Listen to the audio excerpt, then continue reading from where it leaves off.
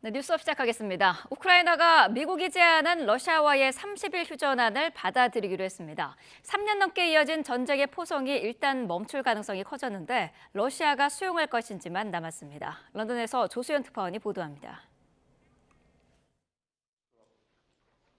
사우디아라비아에서 만난 미국과 우크라이나 대표단은 9시간 넘게 회담을 이어갔습니다. 우크라이나는 미국이 제안한 러시아와의 30일 휴전안을 받아들이겠다고 밝혔습니다.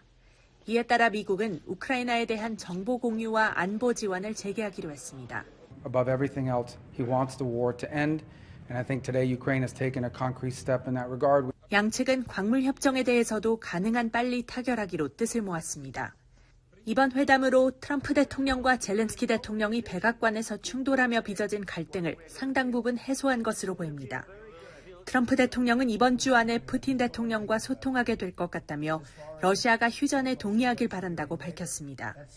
이어 젤렌스키 대통령을 다시 백악관으로 초대하겠다고 말했습니다. 젤렌스키 대통령은 평화를 이룰 준비가 돼 있다며 미국의 역할을 강조했습니다. Ми готові зробити такий крок. Сполучені Штати Америки мають переконати Росію зробити це. 한편 회담 당일에도 러시아와 우크라이나는 서로 공세를 이어갔습니다. 우크라이나는 모스크바에 대규모 드론 공격을 가했고 러시아는 쿠르스크 영토 탈환을 위한 반격의 속도를 내며 12개 마을을 되찾았습니다. 우크라이나가 휴전에 전격 동의하면서 종전 논의가 급물살을 타게 됐습니다. 이제 공은 러시아로 넘어갔습니다. 런던에서 YTN 조수연입니다. 네, 미국이 우리나라를 포함해 세계 각국의 철강, 알루미늄과 파생 상품에 25%의 관세 부과를 우리 시간으로 오늘 오후 1시부터 시행합니다. 트럼프 미 대통령은 캐나다산 철강과 알루미늄에 50%의 관세를 부과하겠다고 발표했다가 다시 번복하면서 또 오락가락 관세 행보를 보였습니다. 워싱턴 홍상희 특파원입니다. 트럼프 미 대통령의 철강, 알루미늄에 대한 관세 부과는 일기 당시에도 있었습니다. 다만 철강에 25%, 알루미늄 제품에 10% 관세를 부과했던 일기와 달리 이번엔 둘 다 25%로 관세율을 올렸고 적용 대상도 253개 파생 상품까지 넓혔습니다.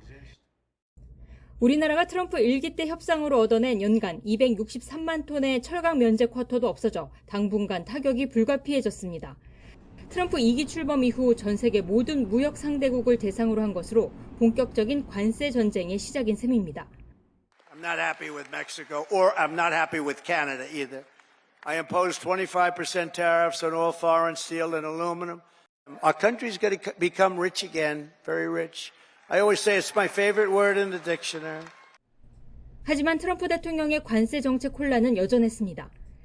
캐나다 온타리오주가 미국에 수출하는 전력에 추가 요금 부과를 요구한 데 대해 트럼프 대통령은 캐나다산 철강과 알루미늄에 25%의 관세를 추가해 50%를 부과하겠다고 발표했습니다.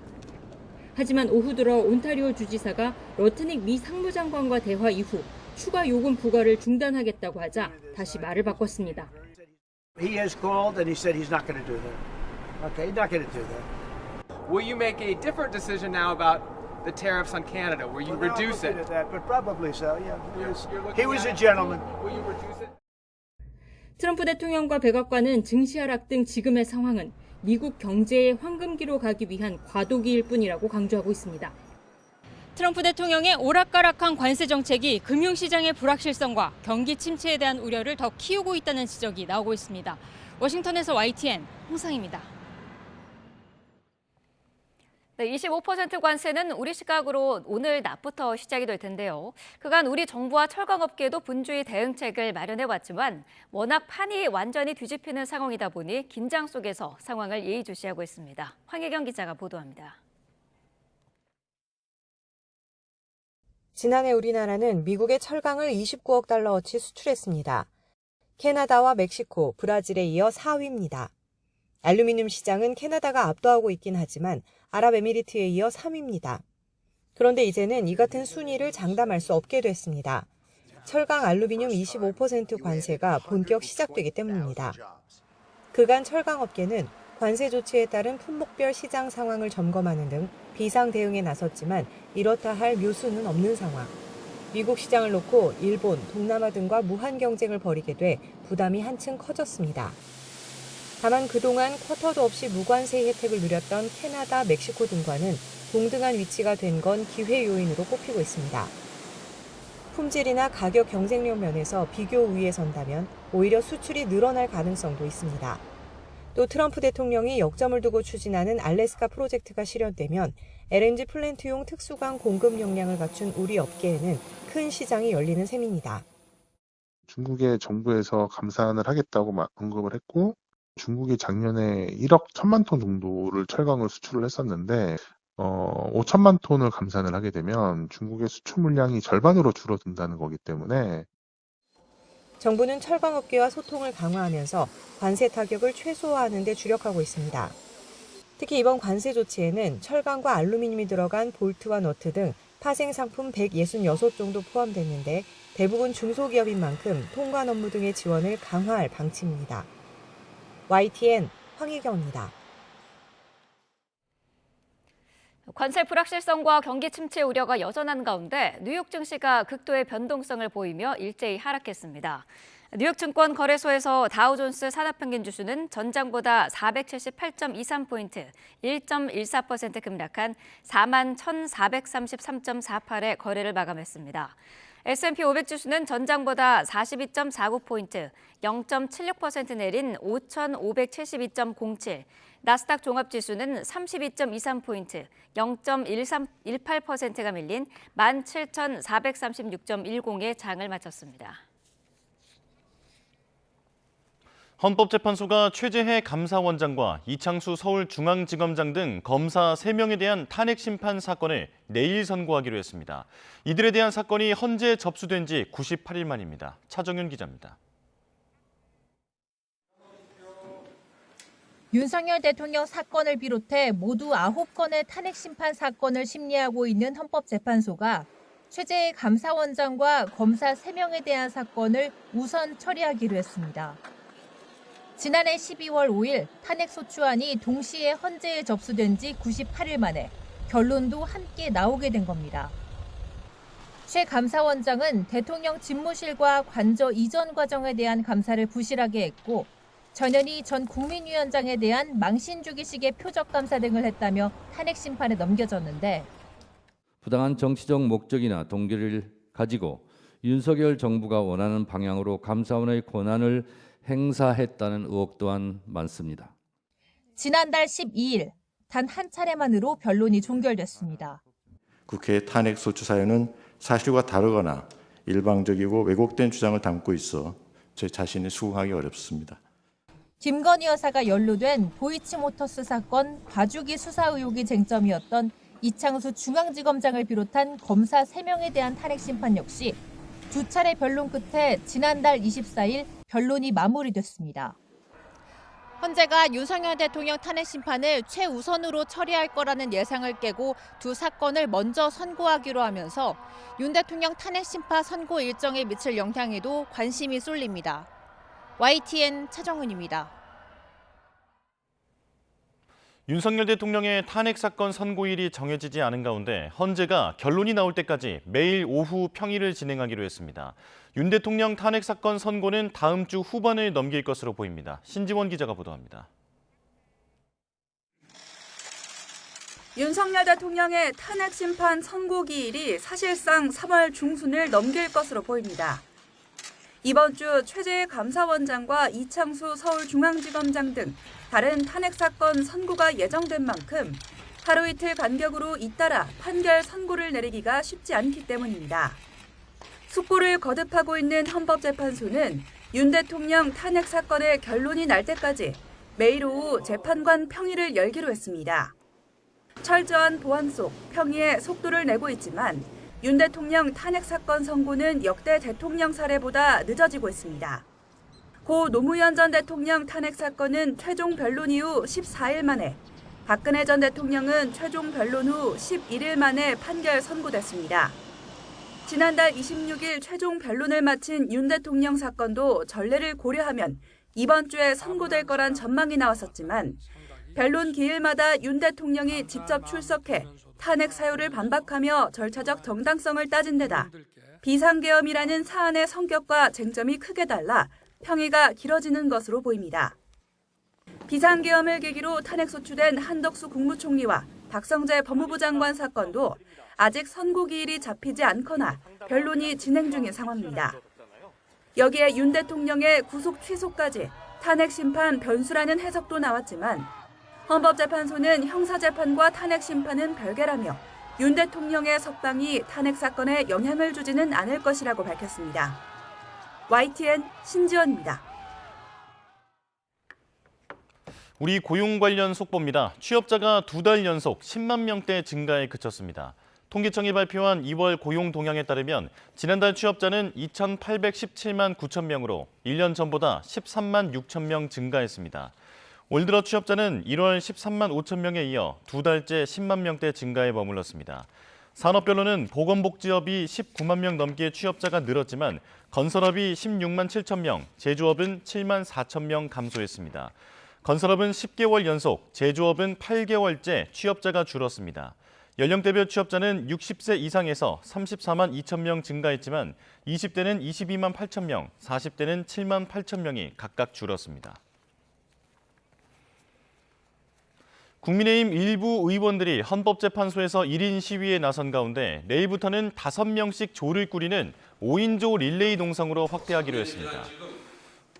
어제 오후 국민의힘 의원 전원이 소속된 SNS 단체 대화방에 오는 13일부터 5명 정도가 24시간 동안 한 팀을 이뤄 헌재 앞을 지키는 농성 참석자를 모집하는 글이 올라왔습니다.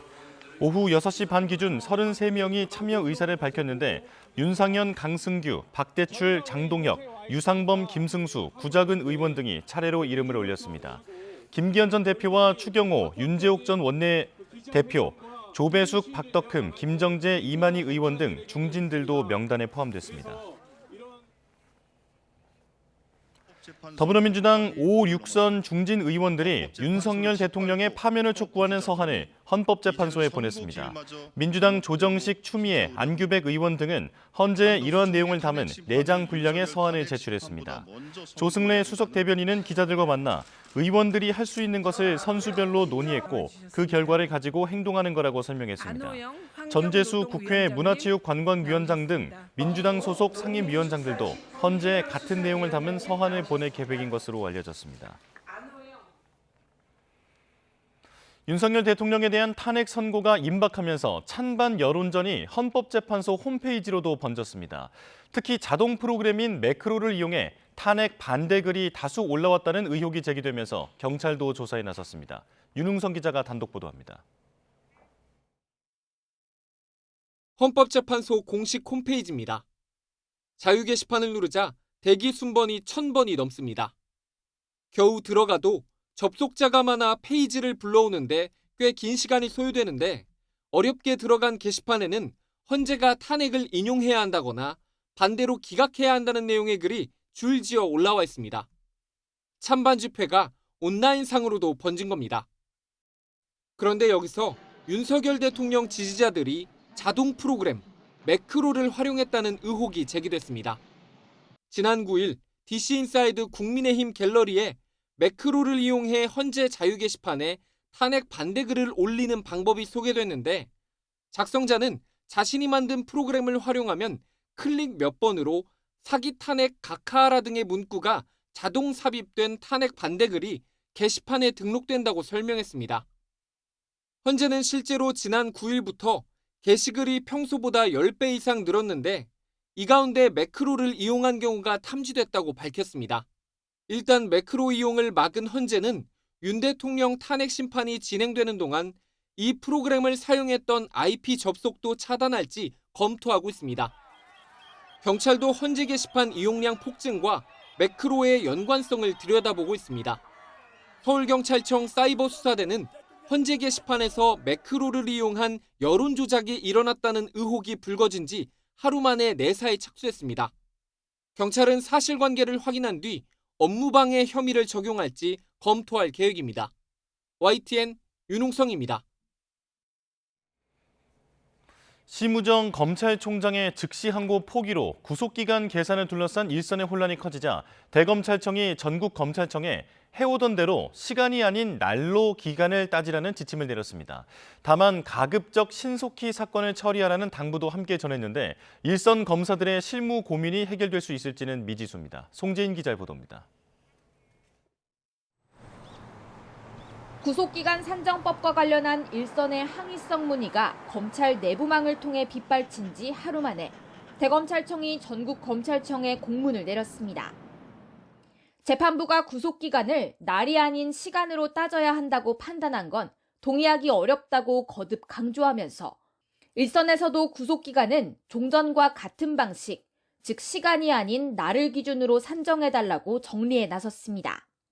다만 수사가 마무리된 경우에는 되도록 신속히 사건을 처리해달라고 당부했고 구속기간 관련 논란이 될 수 있는 사안은 사전에 대검과 상의해달라는 말을 덧붙였습니다. 대검이 원칙을 재확인하면서도 일선의 조심스러운 태도를 함께 당부한 만큼 피고인들로부터 고소당하면 어떡할까 우려하는 일선 검사들의 실무적인 고민이 이번 공문을 통해 완전히 해소될 수 있을지는 불확실해 보입니다. 대검은 또 과거 일선 검사들의 구속 취소 결정에 대한 즉시항고 전례를 고려한 듯 앞으로는 위헌 소지가 농후한 즉시항고 대신 법원의 구속 취소 결정을 존중해 피고인을 석방하라고 지시했습니다. 심 총장이 윤 대통령 구속 취소 결정과 관련해 결단했던 대로 일선에서도 대응해달라는 건데 당장 검찰 내부망은 들썩였습니다. 박철환 광주고검 검사는 현행법에 엄연히 살아있는 즉시항고 조항을 이렇게 사문화하는 게 온당하냐, 구속기간 문제를 어떻게 본안을 통해 정리해 나갈 수 있느냐고 따져 물었습니다. 대검이 조직 혼란 정리에 나섰지만 내부 반발은 쉽사리 가라앉지 않을 전망입니다. YTN 송재인입니다. 네, 계속해서 전국 상황 자세히 짚어보겠습니다. 최창렬 용인대 특임교수, 이종근 시사평론가와 함께하겠습니다. 어서 오십시오. 네, 안녕하세요. 네. 자, 헌재가 감사원장과 검사 3명에 대한 탄핵 심판 결론을 내일 내리기로 했습니다. 이틀 연속 중요 선고를 내리는 전례가 드물었던 점을 미뤄보면은 윤 대통령에 대한 탄핵 심판 선고는 이번 주는 아니다 이렇게 생각하면 될까요? 네, 거의 확정적입니다. 왜냐하면 일단 이틀 전이나 사흘 전에 통보하던 관례를 비춰봤을 때 네. 금요일 날이 마지막이라고 한다면 오늘이 수요일 아닙니까? 뭐 오늘은 내려져야 되는데 네. 그것도 안 될 가능성이 높은 이유가 지금 평의와 판결, 즉 토론을 하고 있는 과정이냐 아니면 결론을 내는 과정이냐 이게 평의와 판결이 다른데 네. 지금 헌법재판소에서 들리는 얘기에 의하면 매일같이 평의를 거듭하고 있다 이렇게 나오거든요. 평의는 의견을 계속 교환하고 있다는 뜻이에요. 네. 그런데 판결로 접어들면 우리가 당신의 결론은 무엇입니까 하고 서로 이제 자신들의 어떤 결론을 판단을 완전히 내리는 것이고 네. 그럼 그 다음에 또 시간이 걸려요. 판결만 뭐 결정했다고 해서 끝나는 게 아니라 결정문을 써야 되거든요. 결정문을 쓰는 시간이 굉장히 또 오래 걸립니다. 네. 보통 한 5일 정도 뭐 빠르면 한 사흘 정도 걸린다는데 쟁점이 없으면 쟁점이 있다 보면 예를 들어서 별개 의견이나 소수 의견이나 서로 엇갈리는 인용이 몇 명, 기각이 몇 명 이렇게 엇갈리는 경우는 거기에 대한 의견을 죄다 써야 되거든요. 네. 각각 그 해당되는 재판관의 의견을 그러다 보면 역산을 했을 때 이번 주는 도저히 불가능하다. 평의를 계속하고 있으므로 뭐 오늘 평의가 끝난다고 하더라도 결정문을 쓰기에는 이틀이 너무 짧다. 그렇다면 다음 주로 당연히 넘어갈 가능성이 대단히 높아졌다. 라고 할 수가 있겠죠. 네, 헌법재판관이 지금 뭐 내부적으로 이견이 있을 가능성도 얘기가 나오고 있고 아니면은 이미 결론을 났는데 사회적인 파장을 고려해서 조금 숨고르기를 하고 있다, 시기를 보고 있다 이런 의견도 나오더라고요. 그러니까 지금 헌법재판소 내 분위기를 우리 다 추론하는 겁니다. 그게 네. 전혀 비공개이기 때문에 흘러나오는 얘기라는 것도 믿을 수가 없는 얘기예요. 헌법재판관들만 알고 있을 겁니다 아마. 헌법연구관들은 분위기는 좀 알 수 있겠죠. 근데 헌법연구관들이 그런 일들을 밖에 얘기할 리가 없죠. 헌법연구관들이. 네. 그리고 이제 각 사안마다 이 헌법연구관들이 다 달리 배정돼 있어요. 헌법연구관들은 사실 법관 취급을 받는 사람들이거든요. 특정직 공무원들인데. 그래서 지금 헌법재판소에서 나오는 얘기를 우리가 알 수 있는 건 전혀 없는 것이고, 근데 그건 이종근 평론가 말이 일리가 있는 것 말씀이 일리가 있는 것 같아요. 네. 이게 지금 오늘 내일 이제 그 최재 감사원장 등 검사 3명 탄핵 심판에 연달아 하기가 하려면 할 수 있겠죠. 못할 것도 없어요. 그런 전례가 없는 것도 아니고. 그리고 또 노무현 전 대통령이나 박근혜 전 대통령의 경우에 이제 사흘 이틀 전에 미리 선고가 언제 나올 거다라고 이제 예정을 했었잖아요. 네. 그러니까 오늘 안 나오면 이제 안 된다는 건데 뭐 그렇지 않은 경우를 상정한다면 내일 글쎄요. 아무래도 다음 주로 가는 게 함정으로 추론하는 것 같아요. 다음 주 넘어갈 것 같은데 이게 지금 일각에서는 이게 더 늦어지는 게 아니냐 뭐 이런 얘기도 나오는 것 같습니다. 네. 그러나 아마 지금 결론은 거의 다 나와 있을 거예요. 그동안 계속 변론기일 끝나고 난 다음에 시간이 꽤 흘렀잖아요. 벌써 25일 날 변론기일 끝나고 벌써 며칠이면 꽤 됐죠. 벌써 노무현 전 대통령과 박근혜 전 대통령의 경우는 벌써 넘는 경우가 발생하고 있는 겁니다. 지금 아마 윤 대통령의 이 탄핵 선고가 가장 늦은 거예요. 지금 이미. 네. 빨리 왜 이렇게 너무 빠른 거 아니냐라고 얘기들 많이 했습니다만 냉철하게 따져보면 이게 지금 가장 늦은 거예요. 지금 선고 기일 자체가 박근혜 전 대통령 여부가 91일 걸렸거든요. 이미 그건 초과하는 거라고 이제 만약 내일 안 되면 말이죠. 네. 내일 이제 한다는 예상이 금요일 날 했기 때문에 2004년도 5월 14일도 금요일이었고 노 대통령 기각한 날이 말이죠. 네. 그리고 박근혜 전 대통령이 파면된 날은 2017년도 3월 10일 그날도 금요일이었어요. 그래서 이제 내일도 이제 대체로 예상을 해 왔는데 전반적인 앞뒤 정황들이 내일은 좀 어려울 것 같다라는 그쪽에 힘이 실리는 것 같다고 봅니다. 네. 아직 평이 중이라면 네. 그렇다면 뭐 여전히 뭐 이견이 있는 그런 상황이라면은 그동안 사실 뭐 윤석열 대통령 구속 취소 그런 사안도 있었고요. 어떤 그런 뭐 절차적인 문제 제기라든지 그런 부분들이 좀 영향을 미치고 있는 것으로 볼 수도 있을까요? 두 가지라고 생각을 해요. 앵커님이 말씀하셨듯이 그 구속 취소와 관련된 결정이 헌재에 저는 영향을 미쳤다고 봅니다. 네. 왜냐하면 같은 사안이다. 핵심은 어떤 핵심? 그러니까 근대 형사법의 가장 중요한 게 피의자의 인권 보호거든요. 그런데 적법 절차의 원칙, 그 과정이 적법해야 된다라는 겁니다. 네. 실제로 미란다 원칙을 한번 기억하시면 미란다 원칙이 고지하는 거잖아요. 당신한테 어떤 그 권리가 있다. 침묵할 권리, 변호사에게 조언을 받을 권리. 그런데 그게 1963년 이전에는 그런 고지 없어도 됐어요. 그냥 잡아다가 그냥 신문했어요. 그런데 왜 1963년에 그런 일이 있었냐면 미란다라는 사람이 돈을 훔쳐서 지금 조사를 받는데 그 자리에서 자백을 한 거예요. 8살짜리 소녀를 강간을 했다. 그러자 그 건으로 이제 이 심판을 받아서 대법까지 가서 유죄를 확정받았는데 네. 연방대법원이 5대4로 기각을 합니다. 파기환송. 왜? 당시에 그 변호사가 없었다 옆에 그걸 자백했을 때 그래서 원칙적으로 이것은 적법하지 않다.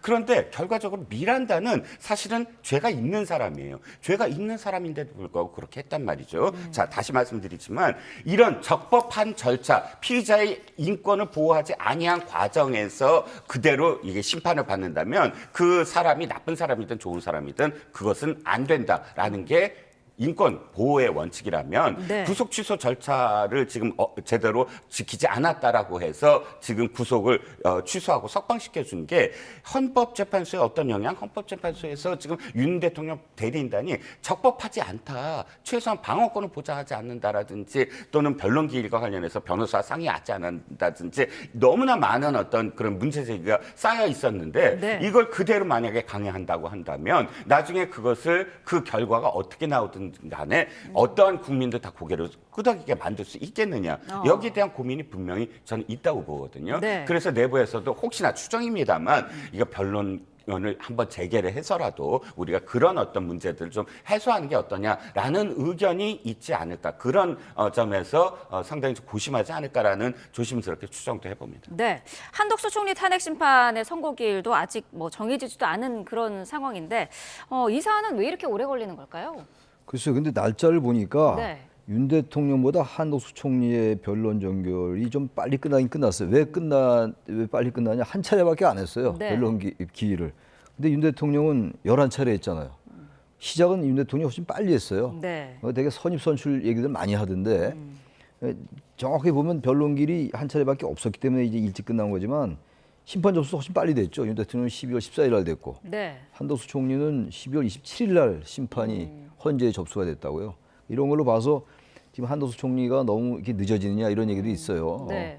근데 한덕수 총리의 그 지금 탄핵 사유는 4가지 정도 되는데 이 지금 이 윤 대통령의 이 탄핵 사유보다 그렇게 복잡하진 않죠. 그래서 그런 말이 나올 법도 합니다만 네. 저는 이것도 다음 주에 같이 나올 수도 있고 거의 다 나올 때가 됐어요. 그래서 이게 그렇게 전 중요한 문제는 아니라고 생각합니다.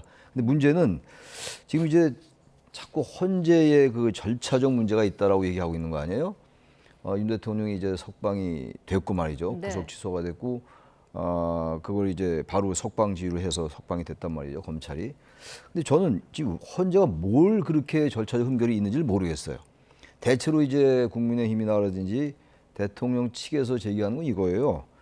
증거로 이제 그 헌재 재판정에서 당사자, 피의자가 증인이죠, 증인. 피의자가 증인으로 나왔던 거니까 증인이 부인한 그런 걸 왜 검찰에 그런 조서를 증거로 채택했느냐. 그 얘기를 주로 많이 하고 있는 거고. 두 번째가 한독수 총리의 이 왜 탄핵을 늦게 내리느냐. 이게 무슨 꼼수가 있는 거 아니냐. 이거하고 또 하나가 이제 방어권 보장이 안 됐다라는 거예요. 네. 근데 방어권 보장은 말이죠. 한독수 총리와 홍장원 전 국정원 1차장은 2번 증인 채택했어요. 대통령 측이 요구했던 거 아닙니까? 많이 들어줬어야 돼. 전 자꾸 이거를 하나의 프레임으로 방어권 보장이 안 됐다고 그러는데 더 이상 어떻게 방어권 보장합니까? 노무현 전 대통령이나 박근혜 전 대통령은 재판정에 나오지도 않았었잖아요. 그리고 대통령이 직접 신문도 했잖아요. 그러니까 이런 세 가지 정도를 가지고 자꾸 헌재의 절차적 문제가 있다고 얘기합니다만 저는 헌재의 절차적 문제 거의 없다고 봅니다. 단지 구속 취소가 헌재 재판관들에게 심리적으로 영향을 줄 수 있다? 전 그것도 그렇게 동의하기가 좀 어려워요. 네. 왜냐하면 헌재 재판과 이 얘기는 정말 여러분들이 하는 얘기고 온 국민들께서 다 아실 텐데 헌재의 이 탄핵 심판과 이 내란 혐의의 이 형사 재판은 전혀 궤도가 달라요. 그리고 이거는 이 형사 재판은 언제 끝날지도 몰라요. 게다가 이제 구속이 해제됐기 때문에 네. 원래 구속이 돼 있는 상황이라면 6개월 내에 1심을 낮춰야 됩니다만 구속이 안 된 상태 아니 구속이 석방이 됐단 말이에요. 대통령이. 이거는 형사재판이 1심도 1년 이상 할 수 있다고요, 지금. 그런 상황이에요. 이 형사재판과의 탄핵심판이 전혀 다른데 이거 자꾸 이제 혼재해가지고 물론 상황이 발생한 거기에 대한 헌재재판이고 거기에 대한 형사재판이기도 해요. 그렇다 하더라도 이게 성격 자체가 다르잖아요. 근데 이걸 자꾸 혼합해서 혼재해서 생각해가지고 지금 이 구속 취소된 것을 가지고 지금 헌법재판소에 어떤 재판상의 절차에 흠결이 있다라고 자꾸 주장하는 건데 전 그 말에 동의하기도 어렵고 아마 헌재가 거기에 그렇게 영향받지 않을 겁니다. 단 며칠 늦을 수 있는 겁니다. 네. 그렇게 생각합니다. 예. 네. 자, 헌재 결론이 조만간 날 거라는 예상 속에 지금 여야 여론전도 장외로 확전하고 있습니다. 민주당은 광화문에서 천막 농성을 진행 중인데 일부 의원은 삭발에 단식까지 하고 있더라고요. 어떻게 보고 계시나요? 민주당이 갑작스럽게 좀 태세가 전환되고 있다고 봅니다. 네. 사실 절박했던 느낌은 국민의힘이 더 빨랐어요. 네. 더 교도소도 구치소도 찾아가고 단식도 물론 의원이 직접적으로 단식을 하지는 않았지만 단식의 어떤 그런 장면들도 국민의힘 쪽에서 먼저 나왔고 그런데 바뀌었습니다. 민주당이 갑자기 단식하고 삭발하고 국민의힘은 조금 이제 거리를 좀 두는 모습. 네. 구속 취소 결정 이후부터 나타난 현상이에요. 그러니까 두 가지죠. 하나는 혹시나 헌재가 지금 이견이 있을까? 굉장히 어떤 그 서로 그런 이견이 있다는 건 즉 인용이나 기각이나 몇 대 몇으로 나온다. 네. 그러니까 민주당은 전원일치로 나올 걸로 기대를 하고 또 그렇게 예상을 했던 것 같아요. 그런데 늦어지면 늦어질수록 첫 번째 이게 몇 대 몇으로 나오면 상당히 불리한 어떤 상황이다. 기대와 달리 예를 들어서 6명을 확보하기가 될까? 이렇게 계산이 들어가잖아요. 그런 가능성에서 압박을 해야 되겠다라고 나서는 경우 그리고 두 번째는 늦어지는 것이 무슨 문제냐? 지금 이재명 대표의 항소심, 그러니까 선거법 위반과 관련돼서 항소심이 3월 26일입니다. 네. 3월 26일 날 이전에 빨리 돼서 그다음에 인용이 된다고 한다면 60일 그 선거 기간 동안 대법이 확정이 안 될 것이다. 이런 예상을 하고 있었는데 지금 언제가 나올지 선고가 불확실하잖아요. 그러면 이 압박은 두 가지입니다. 전원일치로 빨리 인용해달라는 압박과 네. 그다음에 3월 26일 날 이전에 선고를 내려달라는 압박. 그만큼 불가측해졌다. 민주당이 지금 굉장히 불안해하는 건 헌재의 지금까지 예상과 달라지고 있다라는 기류를 민주당이 지금 불안감 속에서 단식 삭발이 바로 그것을 나타내고 있다. 네. 그런 불안감을 나타내고 있다라고 생각을 합니다. 네. 국민의힘은 국회는 민주당과는 똑같이 하지 않겠다 이렇게 결론을 내렸습니다. 장외투쟁이나 헌재 압박 행동을 하지 않겠다는 건데 그런데 일부 의원들은 헌재 앞에서 지금 릴레이 시위를 하고 있고요. 내일부터는 5명씩 또 조를 짜서 릴레이 시위를 하기로 했어요. 이렇게 지금 당도 개별 움직임에 대해서는 말리지는 않겠다라는 그런 입장인데 여기에 대해서는 어떤 근데 입장이신가요? 국민의힘의 지도부가 헌재에 대해서 더 이상 이제 압박하지 않겠다고 그랬잖아요. 뭐 네. 좋은 얘기예요. 근데 지금까지 압박을 많이 해왔죠. 국회의원들이 여러 명이 이제 항의 방문도 하고 그랬잖아요. 그게 압박이에요. 이제서 압박 안 하겠다는 것도 좀 이해가 안 가고. 게다가 그 앞에서 릴레이 그 시위하는 게 뭐 그런 게 압박이죠. 의사 표현하는 겁니다. 뭐 그거 이제 와서 그런 거 가지고 문제 삼을 때는 지난 것 같아요. 그건 한가한 거고 이제 와서 뭐 그런 거 하는 거죠. 더한 것도 했는데 못할 게 뭐 있습니까? 그런데 저는 다 좋은데 국민의힘의 일부 의원이 특히 윤상현 의원이 뭐 한 얘기가 있잖아요. 국회 해산을 거론했던데 네.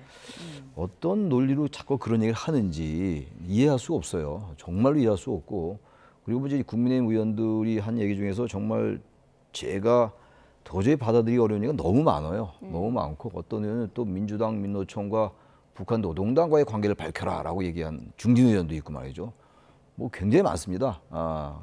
그런 부분들이 이제 헌재 재판에 대해서 기각을 촉구하는 그런 얘기라고 알고 있는데 국회의원들이 최소한도 그 넘지 말아야 될 얘기는 하지 말아야 되고 왜 국회 예산을 왜 하죠? 대통령이 병력 투입해서 국회를 마비시키라고 했던 건데 그 내란 혐의, 내란의 그 우두머리 혐의로 지금 재판받고 이제 기소가 된 상황인데 네. 왜 국회를 해산합니까? 어떤 논리로 이런 건 사실상의 협박이에요. 헌재에 대한 그런 얘기 아니겠어요? 우리가 국회 해산할 수 있으니 당신들 우리 국민의힘이 요구한 거 해라 이런 거밖에 해석이 안 되지 않느냐 이런 얘기가 제 개인 생각입니다만 그런 거 좀 하지 말았으면 좋겠고 특히 이제 민주당이 지금 단식을 하고 이러잖아요. 단식도 네. 하고 릴레이 하고 그러는데 지금 이제 석방이 되고 난 다음에 이게 좀 보세요. 이 탄핵 반대 집회에 이 사실 기세가 더 올라갔죠. 이제 다시 관저로 이제 탄핵 반대하는 분들이 이제 그리로 갔고 말이죠. 이런 상황에 대해서 민주당으로서 뭔가 해야 되겠죠.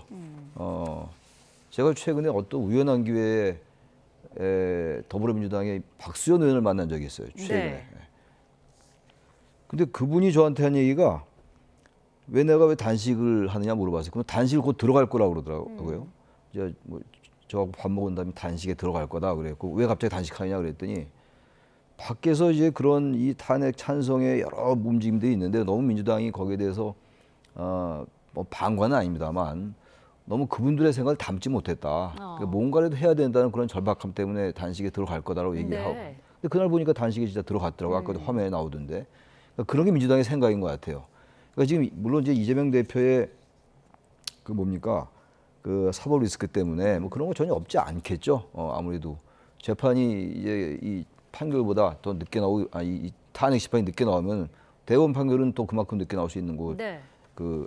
대선이 늦어지는 거니까 그런 생각 할 수 있다 하더라도요. 좀 그런 그 각 당의 생각은 다 있어요. 계산은 있습니다만 기본적으로 중요한 거는 아무튼 지금 이 현재 지금 이 탄핵 사유 몇 가지 5가지 정도 되잖아요. 네. 이 부분에 대해서 헌재가 빨리 재판 이 결과를 빨리 해줘야 돼요. 뭐 거의 다 임박한 것 같긴 한데 지금 얘기하는 게 지금 완전 프레임이 많이 바뀌었단 말이에요. 현실적으로. 네. 그러다 보니까 이게 탄핵이 기각되는 거 아니냐. 그리고 이제 국민의힘에서는 일각에서 뭐 각하 얘기도 나오더라고요. 기각이 아니라 각하는 아예 이거 판단하지 않는다는 얘기거든요. 이게 있을 수 없는 얘기죠. 이제 그런 얘기까지 나올 정도가 됐으니까 민주당이 그런 단식 릴레이, 단식 이런 거 안 할 수가 없겠죠, 민주당도. 네. 오늘 국회 법사위에서는 대통령 석방 논란과 관련한 긴급 현안 질의가 있을 예정입니다. 여야 난타전이 예상되는데 민주당은 뭐 검찰총장 탄핵도 추진하겠다고 했다가 지금 약간 주저하고 있는 그런 모양새인데요.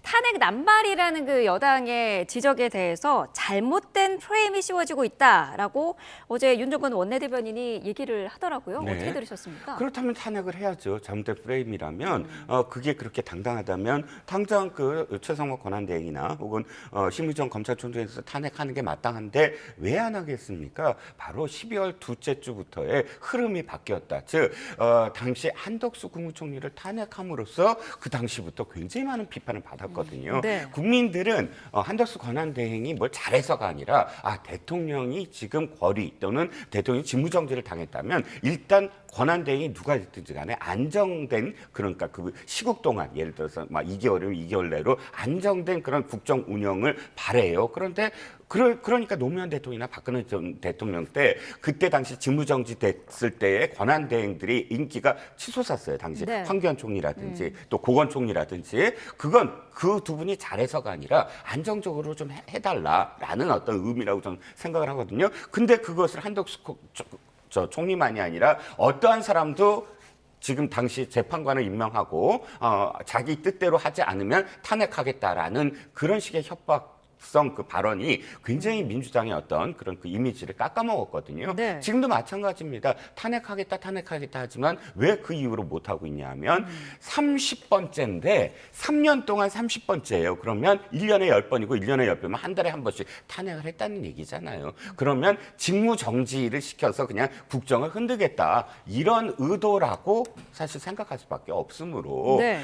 국민들이 원하는 건 지금 안정된 그 예측 가능한 그런 국정을 바라고 있는 것이고 한 말씀만 더 드리면 짧게 헌법재판소가 잘못하고 있어요. 헌법재판소가 네. 좀 더 중심을 잡고 원칙적으로 국민들에게 이 헌법재판소는 이렇게 중심을 잡고 있으니까 이렇게 나올 거야 라고 생각하게 만들어줘야 돼요. 그런데 보통 원칙이 선입선출이거든요. 빨리 들어온 것대로 이제 심판을 해줘야 되는데 갑작스럽게 작년 12월 31일 날 공보관을 통해서 대통령을 가장 먼저 하겠다. 최우선을 하겠다. 이렇게 얘기했거든요. 그런데 오늘 보세요. 내일 한 게 대통령이 아니라 지금 거꾸로 감사원장과 검사들을 하잖아요. 네. 그러면 이렇게 자꾸 흔들리는 모습이 불안하게 만들어주고 또 여야 정쟁만 키워주는 거거든요. 저는 헌법재판소에 먼저 좀 국민들 앞에 원칙적인 어떤 모습을 좀 보여달라. 그 원칙을 지키는 모습을 보여달라. 그래서 헌법재판소를 믿자. 우리 언제까지나 하겠지라고 네. 하면서 민생을 돌보게 만드는 국회에게 그렇게 압박을 해야 되는데 헌법재판소가 흔들리는 모습을 보여주니 정쟁이 나고 정쟁이 나니 국민들이 민생부터 해라는 목소리를 못 내는 거죠. 네. 교수님께서는 어떤 의견이신가요? 아니 난 헌재가 자꾸 이 순서 가지고들 얘기를 하는데 뭐가 순서가 크게 잘못됐다는 거예요? 지금 이제 최재해 감사원장 등 3명 검사 내일 한다는 거 아니에요? 네. 꽤 오래됐어요. 탄핵 이거 들어온 접수된 지 오래됐고 그거 좀 늦어졌습니다. 내일 하겠다는 거예요. 그리고 나서 한덕수 총리는 아까 제가 말씀드렸잖아요. 변론기일이 한 번밖에 안 됐기 때문에 이제 시간이 더 선입선출이라고 얘기하는 건데 접수가 먼저 된 게 윤석열 대통령이에요. 그 윤 대통령 하는 게 윤 대통령이 맞죠. 근데 이거 자꾸 선입선출이란 말들 다 많이들 하시는데 그리고 무슨 이 헌재가 뭔가 여러 가지 이런 예측 불가능한 걸 하기 때문에 민생이 어지럽다? 뭐 아무 죄도 없는 헌재가 뭔 죄가 있어? 이렇게 만든 게 누굽니까? 다시 거슬러 올라가지고 석 달 전 일이라서 기억들을 못 하는 건 아니잖아요. 근데 이거 자꾸 얘기를 헌재에 너무 과도할 정도로 절차에 문제가 있다. 이 여러 가지 헌정 질서가 어지러워지고 민생이 어려워지고 이런 게 지금 왜 그런 거예요? 대통령 공백 때문에 그런 거 아닙니까? 그러니까 헌재가 빨리 심판을 내려야죠. 그 대신. 기각이 됐든 인용이 됐든 빨리 내려야지. 계속 분위기가 이렇게 되는 건 그건 헌재를 탓할 수 있다 하더라도 네. 그동안 헌재가 엄청난 무슨 잘못을 한 것처럼 그렇게 얘기되는 건 프레임으로 그렇게 많이 바뀐 것 같은데 네. 그러면서 국민의힘이라든지 탄핵을 반대하는 분들의 그런 여러 가지 어떤 면에서는 과격한 행동 또 과격한 발언들 이런 것들이 효과를 거두고 있다. 저는 역사적으로 그렇게 봅니다. 네. 자, 두 분 말씀 오늘 여기까지 듣도록 하겠습니다. 최창렬 용인대 특임교수, 이종근 시사평론가와 함께했습니다. 고맙습니다. 예.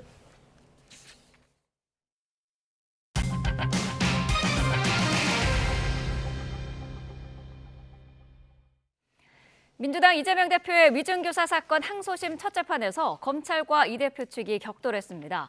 언제 선고가 이뤄질지도 관심인데요. 재판부는 다음 달 한 번 더 준비 기일을 열고 절차 진행에 대해 논의할 방침입니다. 김다현 기자입니다. 1심 무죄 판결 석 달여 만에 이재명 민주당 대표의 위증교사 사건 항소심 첫 공판 준비 기일이 열렸습니다. 오늘 위증교사 항소심 준비 기일인데 혹시 일정 있으신가요? 첫 재판에서 검찰은 1심이 유죄 증거로 볼 수 있는 많은 사실관계를 빠뜨렸다고 주장했습니다. 사실대로 말해주면 되지와 같은 이 대표의 의미 없는 언어 습관을 근거로 무죄가 선고됐다며 꼬리가 몸통을 흔드는 것이라고도 강조했습니다. 이에 이 대표 측은 검찰이 제시한 공소 사실 중 어떤 부분이 위증이라는 건지 불분명하다며 잘못된 기소라고 공세를 폈습니다. 또 아직 검찰 수사를 받는 위증 공범 김진성 씨를 거미줄에 걸린 나방 신세로 비유하며 자백의 신빙성에 의문을 제기했습니다. 재판부 의견에 따라 항소심 법정에선 김 씨의 위증 내용이 담긴 법정 증언과 이 대표와의 통화 내용이 재생될 예정입니다. 항소심 선고 시점도 관심인 가운데 검찰은 한 차례 공판으로 충분하다며 신속한 재판을 요청했지만 이 대표 측은 물리적으로 어렵다는 뜻을 밝혔습니다. 재판부는 다음 달 1일 한 번 더 준비 기일을 열고 절차 진행에 대해 논의하기로 했는데 이때 정해질 증인 채택 여부와 절차 진행 방식에 따라 선고 일정에 윤곽이 드러날 전망입니다. YTN 김다현입니다. 대장동 사건 재판부가 바뀌면서 밟게 공판 갱신 절차에서 검찰과 민주당 이재명 대표 측이 초반부터 신경전을 벌였습니다. 서울중앙지방법원은 어제 이 대표의 대장동 위례, 백현동, 성남FC 재판에서 검사와 피고인 측 진술을 들으면서 재판 갱신 절차를 진행했습니다. 검찰은 공소유지를 진술하면서 이 대표는 치적 마련과 공약 이행에 집착해 대장동 이익은 어떻게 돼도 관계없다고 생각하고 정치적 성공을 위해 부정한 민간업자와 손잡아도 어쩔 수 없다는 결론에 이르렀다고 지적했습니다. 이 대표도 직접 발언 기회를 얻어 검찰의 기소는 더 많이 벌 수 있었지만 이것밖에 못 벌었으니 배임이라는 건데 이른바 특수부 기법으로 관련자 진술을 억압해 만들어낸 게 타당하냐고 비판했습니다. 정치 브로커 명태균 씨와 오세훈 서울시장이 연루된 여론조사 대납 의혹을 수사하는 검찰이 김병민 서울시 정무부시장을 불러 조사하기로 했습니다. 서울중앙지방검찰청 명태균 의혹 전담 수사팀은 내일 오후 1시 반부터 김 부시장을 참고인으로 불러 조사할 예정입니다. 김 부시장은 최근 라디오 인터뷰에서 강철원 전 정무부시장과 명 씨가 2021년 2월 크게 다툰 뒤에 관계를 단절했다는 취지로 말했는데 관련 사실을 확인하기 위한 차원으로 보입니다. 국토교통부가 서울 양평 고속도로 종점 변경안이 처음 제시된 타당성 조사 용역 관리를 부실하게 했다는 자체 감사 결과가 나왔습니다. 국토부는 어제 이러한 내용을 담은 서울 양평 고속도로 타당성 조사 용역 관련 특정 감사 처분 요구서를 공개했습니다. 감사 결과 당시 국토부 도로정책과 공무원들은 용역사가 내야 하는 과업 수행 계획과 월간 보고서를 제대로 받지 않았고 별도로 임명해야 하는 용역 감독 없이 자체적인 감독을 한 것으로 드러났습니다. 또 국토부는 용역사가 경제적 타당성 분석과 종합평가 등에 빠진 결과서를 제출했는데도 대금 18억 6천만 원을 모두 지급했습니다. 더불어민주당은 서울 양평고속도로 종점 변경 과정을 자체 감사한 국토교통부가 실무진 7명의 인사처분만 권고한 건 영락없는 꼬리 자르기라며 특검으로 특혜 의혹의 전모를 밝혀야 한다고 주장했습니다. 이어 형식적이고 절차적인 문제에만 천착한 감사는 충분한 답이 될 수 없고 모든 자료가 자신의 허락 아래 나간다던 원희룡 당시 국토부 장관의 책임도 빠졌다고 지적했습니다. 고 김하늘 양을 초등학교에서 흉기로 살해한 혐의를 받는 40대 교사의 신상정보 공개 결정이 내려졌습니다. 피의자가 공개 결정에 이의가 없다는 의사를 밝혀 신상정보는 오늘 공개됩니다. 이상곤 기자입니다. 지난달 10일 대전의 한 초등학교에서 현직 교사가 고 김하늘 양을 흉기로 살해했습니다. 이후 끔찍한 범행을 저지른 피의자의 신상정보를 공개해야 한다는 여론이 들끓었고 사건 발생 29일 만에 40대 교사 A씨의 신상정보 공개가 결정됐습니다. 대전경찰청은 심의위원회를 열고 A 교사의 얼굴과 이름, 나이를 공개하기로 했습니다. 경찰은 피의자가 공개 결정에 이의가 없다는 사를 표시함에 따라 관련 절차를 거친 뒤 대전경찰청 누리집 공지사항에 신상을 공개할 예정입니다. 살인 혐의로 구속된 A씨는 경찰 조사에서 자신의 범행을 인정했습니다. 경찰은 압수물 분석과 참고인 조사에서 확보한 증거를 통해 범행 계획 시점과 정확한 동기 등을 파악했습니다. 앞서 경찰은 A씨가 범행 당일 학교를 몰래 빠져나가 흉기를 미리 산 뒤 교실에서 마지막에 나오는 학생을 노렸다는 진술을 확보했습니다. 수업을 마치고 갈 때 어떤 아이든 상관없다. 같이 죽을 생각으로 맨 마지막에 가는 아이에게 책을 준다고 시청각실에 들어오게 하여 경찰은 조만간 사건을 마무리해 검찰에 넘길 예정입니다. YTN 이상곤입니다. 지난달 가상화폐를 싸게 판다며 2억여 원을 가로챈 사건과 관련해 경찰이 피의자를 특정하지 못해 수사에 난항을 겪고 있습니다. 인천 서부경찰서는 절도 혐의를 받는 외국인으로 추정되는 남성 A씨를 추적하고 있다고 밝혔습니다. A씨는 지난달 21일 밤 9시 40분쯤 인천 성남동에 있는 상가 건물에서 현금 2억 4천만 원을 훔쳐 달아난 혐의를 받고 있습니다. 음주 단속을 피해서 도망가다가 차량까지 버리고 달아났던 운전자가 경찰에게 붙잡혔습니다. 체포된 운전자는 혈중 알코올 농도 수치가 면허 취소 수준으로 나타나 벌금형을 선고받았는데요. 당시 경찰 순찰차에 찍힌 블랙박스 영상 함께 보시겠습니다. 늦은 밤 멀리서 전조등을 켜고 오던 차량이 음주 단속 중인 교통경찰을 무시하고 그대로 지나갑니다. 경찰이 급하게 순찰차를 타고 뒤를 쫓았는데요. 골목길에서 거리가 좁혀지자 운전자는 차를 버리고 도망갔지만 얼마 가지 못하고 경찰에 붙잡혔습니다. 경기 의정부 경찰서는 도로교통법상 음주운전 등의 혐의로 40대 남성 A씨를 현행범으로 체포했습니다. A씨는 지난해 10월 경기 의정부시 밀락동에서 술을 마시고 운전하다 경찰을 피해 달아난 혐의를 받습니다. A씨의 혈중 알코올 농도 수치는 면허 취소 수준으로 조사됐는데요. 이후 경찰은 A씨를 검찰에 넘겼고 지난해 11월 법원은 A씨에게 벌금 600만 원을 선고했습니다. 내년 의대 정원을 3,058명으로 되돌리겠다는 정부의 발표에도 의대생들이 복귀하지 않는 가운데 서울 주요 의과대학이 미복귀 학생 제적 조치를 시사했습니다. 김정은 서울대 의대 학장은 교수들에게 보낸 서한에서 오는 27일까지 학생들이 휴학을 철회하고 수업에 복귀해야 한다며 복학원을 내지 않으면 미등록 제적이나 유급 처리될 수 있다고 밝혔습니다. 밤사이 아파트 화재가 잇따르며 주민 수십 명이 대피하는 소동이 벌어졌습니다. 경남 김해 신발 공장에서 난 화재는 9시간 만에 꺼졌습니다. 박정현 기자입니다. 1층 세대 밖으로 거센 불길이 활활 타오르고 뿜어져 나온 시꺼먼 연기는 건물 외벽을 타고 하늘 높이 치솟습니다. 오늘 새벽 0시 20분쯤 광주 서구 치평동의 아파트 1층에서 불이 났습니다. 불길은 10여 분 만에 잡혔지만 이 집에 살던 50대 남성 등 3명은 대피 과정에서 부상을 입었습니다. 또 고층까지 퍼진 매캐한 연기에 주민 100여 명이 밖으로 피해야만 했고 1명은 어지럼증을 호소해 병원으로 옮겨졌습니다. 경찰과 소방당국은 날이 밝는 대로 합동조사를 진행할 계획입니다. 새벽 3시쯤 대전 유성구 어운동 아파트에서도 불이 났습니다. 주민 30여 명이 대피하는 소동이 빚어졌지만 인명피해는 없었습니다. 6층 집 내부와 집 뒤 아파트 외벽 등이 불에 탔습니다. 시뻘건 불길이 건물을 통째로 집어삼켰습니다. 바쁘게 움직이는 소방대원들의 노력에도 매서운 화기는 잦아들지 않습니다. 경남 김해시 신발 공장에서 불이 난 건 어제 오후 4시쯤. 불이 난 창고 안에 수북하게 쌓여있던 신발 재고가 계속 타면서 잔불을 완전히 잡는 데까지 9시간이 더 걸렸습니다. 소방당국은 불이 나기 전 용접 작업이 있었다는 관계자 진술을 토대로 정확한 경위를 조사하고 있습니다. YTN 박정현입니다.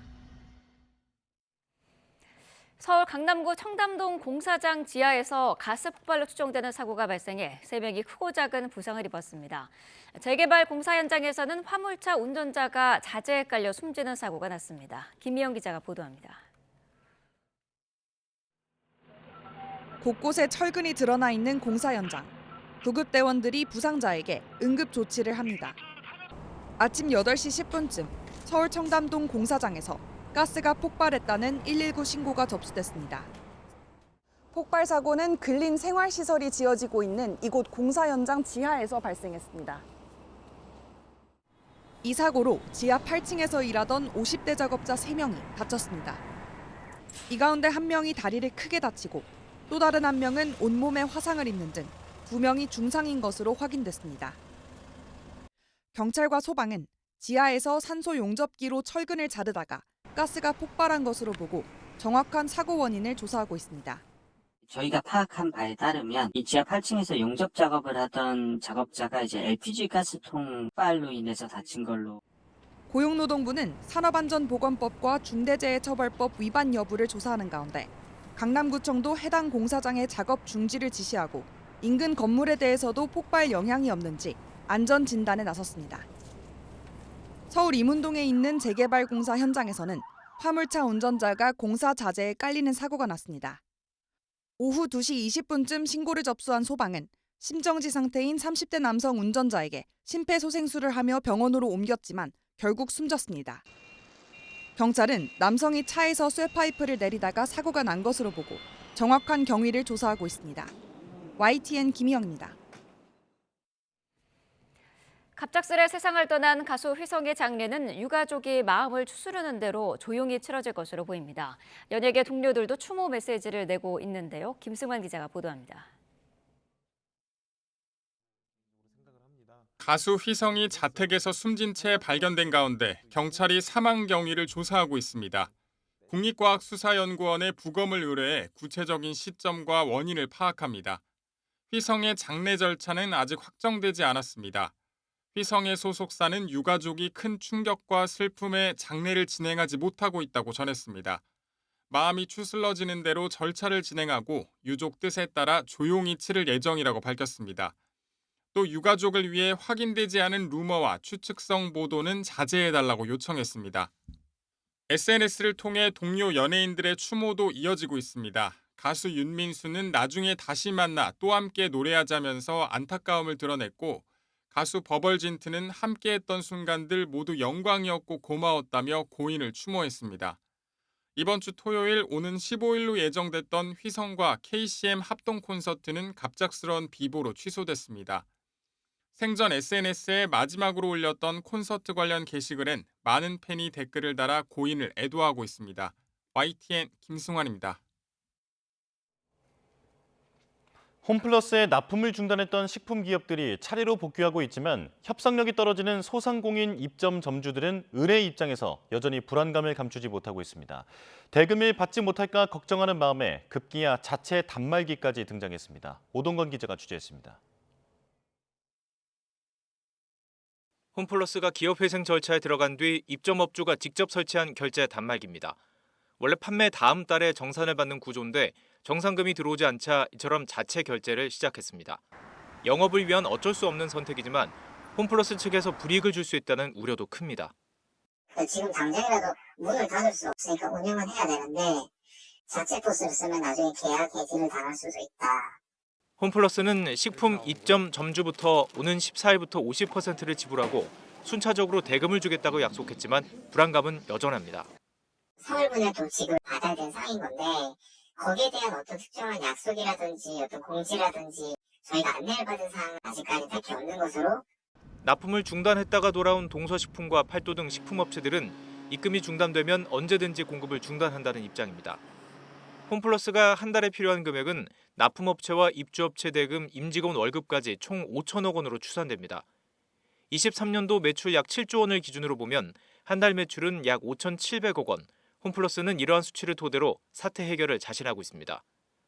홈플러스 측은 일단 14일까지 납품 입점 업체들과 세부 계획을 공유한 뒤 1, 2월 대금을 지급하고 이후 정상 영업을 이어가겠다는 계획입니다. 그러나 매달 겨우 운영비만 해결하는 수준이어서 변수가 발생하면 언제든지 대금 지연 사태가 벌어질 수 있습니다. 유동성 확보를 위한 부동산과 일부 사업 매각과 관련해서도 부동산 가치가 생각보다 높지 않다거나 오프라인 사업 매장에 대한 매력이 크지 않다는 분석도 나와 당분간 홈플러스를 둘러싼 불안감은 계속될 것으로 보입니다. YTN 오동건입니다. 국회가 기업회생 절차에 돌입한 홈플러스 사태를 두고 MBK 파트너스 관계자들을 부르기로 했습니다. 국회 정무위원회는 전체 회의를 열어 MBK 파트너스 김병주 회장과 김광일 부회장, 조주연 홈플러스 공동대표 등을 증인으로 채택했습니다. 정무위는 오는 18일 긴급 현안 질의에서 이들을 상대로 그동안 불거진 먹튀 논란 등을 살펴본다는 방침입니다. 조원태 한진그룹 회장이 아시아나항공과 통합 이후 서비스 질을 향상하기 위해 큰 노력을 기울이고 있다며 절대로 질이 떨어진 일은 없을 것으로 약속드릴 수 있다고 밝혔습니다. 조 회장은 어제 오후 서울 강서구 대한항공 본사에서 신규 기업 이미지 CI 발표를 겸해 열린 국내 언론과의 기자간담회에서 항공사 통합에 따라 소비자 입장에서는 서비스 질이 떨어질 것으로 우려한다는 질문에 이같이 답했습니다. 진에어와 에어부산, 에어서울 등 저비용 항공사, LCC 3사 통합과 관련해 일각에서 제기되는 에어부산 분리매각 가능성에는 에어부산도 한 가족이라고 생각한다며 선을 그었습니다. 이르면 3분기부터 만 65세 이상 종신보험 계약자가 생전에 사망보험금을 연금 형태로 수령하거나 요양, 간병 등의 서비스로 제공받을 수 있게 됩니다. 금융위원회와 금융감독원은 보험사 최고 경영자와 관련 협회, 학계 전문가 등 130여 명이 참석한 가운데 제7차 보험개혁 회의를 열고 이런 내용의 사망보험금 유동화 방안을 확정했습니다. 계약자가 생전에 사망보험금을 연금 형태로 수령하거나 요양, 간병 등의 서비스로 제공받을 수 있는 종신보험 계약은 33만 9천 건, 금액으로는 11조 9천억 원에 달할 것으로 추산됩니다.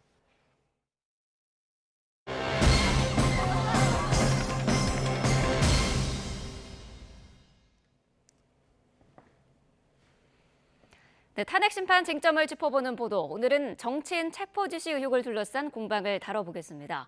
윤석열 대통령 탄핵 심판에는 국정원 수뇌부가 증인으로 출석했는데 증언이 서로 엇갈렸죠. 김영수 기자가 주요 발언과 쟁점들 정리해봤습니다. 주요 정치인에 대한 체포 지시 의혹은 탄핵 심판 쟁점 가운데 폭발력이 가장 컸습니다. 체포 명단을 적은 메모가 공개됐고 윤석열 대통령으로부터 싹 다 잡아들이라고 지시받았다는 증언이 있었기 때문입니다. 그럼 이 사람들을 체포해서 방첩사 구금시설에 감금한 다음에 조사한다는 향후의 계획을 듣고 그거 어떻게 합니까? 수십 년 요원으로 근무한 국정원 2인자의 증언은 수장의 반박으로 논란의 중심에 섰습니다. 홍장원 차장의 그 메모 그리고 홍장원 차장의 증언에 대해서 증언의 신뢰성에 대해서 저는 강한 의문을 가집니다. 한때 국정원을 함께 이끌던 1, 2인자가 대통령 탄핵 심판에서 서로를 겨누는 가운데 이례적으로 내부 CCTV가 공개되며 장외 여론전이 확산했고 홍 전 차장은 증인 신문 16일 만에 탄핵 심판에 다시 출석했습니다.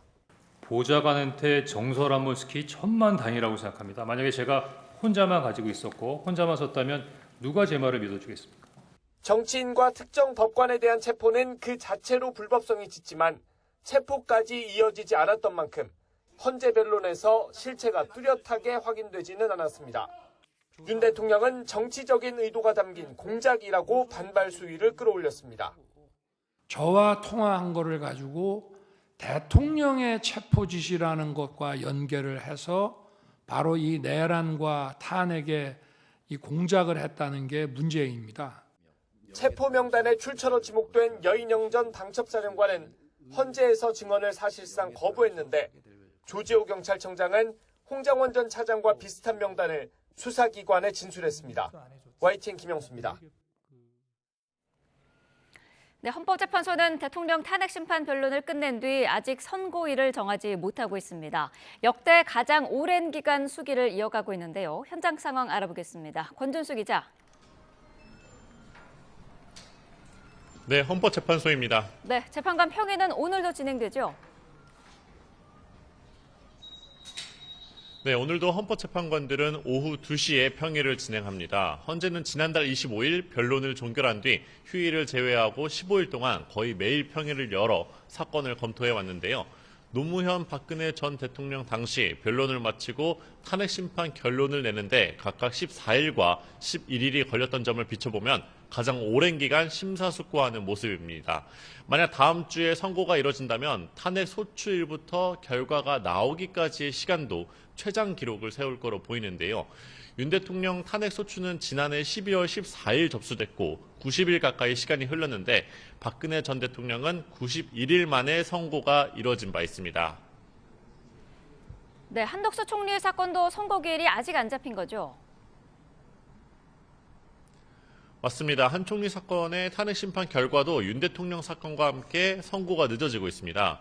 계엄 전 국무회의에서 절차상 위헌 여부 등 관련 쟁점이 얽혀 있어 쉽게 선고가 이뤄지지 않는 거로 보입니다.